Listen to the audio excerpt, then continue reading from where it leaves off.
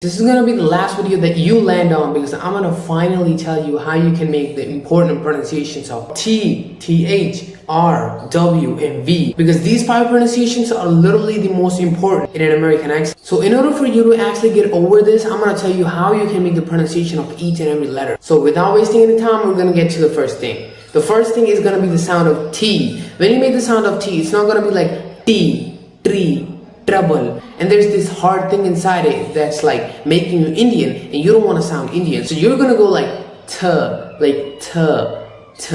For example, add that imaginary H in front of the T, but when you say it, it's gonna be like THREE. So you're gonna add that imaginary H in front of the T, so it's gonna be like tree, tree, tree. Also look at my lips, it's gonna be like tree, tree. You have to like make it prominent and just let your tongue go. If you try too hard to make the sound of T, it's going to be like tree. That's what makes you sound like an Indian. So in order to avoid that, you have to try to make the sound with a lazy tongue, like tree. Let the flow flow, because American accent is literally all about flow. And you just have to let your tongue go like tree. And now the other important pronunciation is TH. So when you make the sound of TH, now you have to remember that there is no imaginary sound of H here. There is actually a big H in front of the T. So it's like this, that, throttle. So instead of going this, that, throttle, where your tongue is way too hard, that makes you sound like an Indian. You have to take your tongue and put it between the two sides of your teeth and go like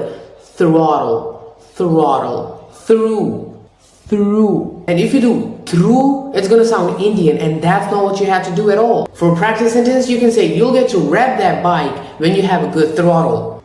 Bruh, that didn't even make any sense. Well, but yeah, you can just challenge your tongue with that. And the other important sound is the sound of R. It's not gonna be like R, because Indian people always make it like R. They're like riding a goddamn tractor. That's not what you do. Instead of doing R, you have to take your tongue and fold it like that on the roof of your mouth. So it's gonna be like R, R. If you do R, that's not what you have to do, because R is the most professional sound in all of the American accent. So if you do R, like ride the tractor, instead of saying R, that's gonna be absolutely wrong, and you're gonna be laughed at. Now the other most important sound is the sound of L. When you make the sound of L, Indians always make their tongue hard like L, L. That's not what you do in American accent. Instead, you keep cool of your tongue. You just leave it on the lower side of your teeth like L. You leave it on the lower side of your teeth, and then you touch the tip of your tongue to the tip of your upper teeth like L.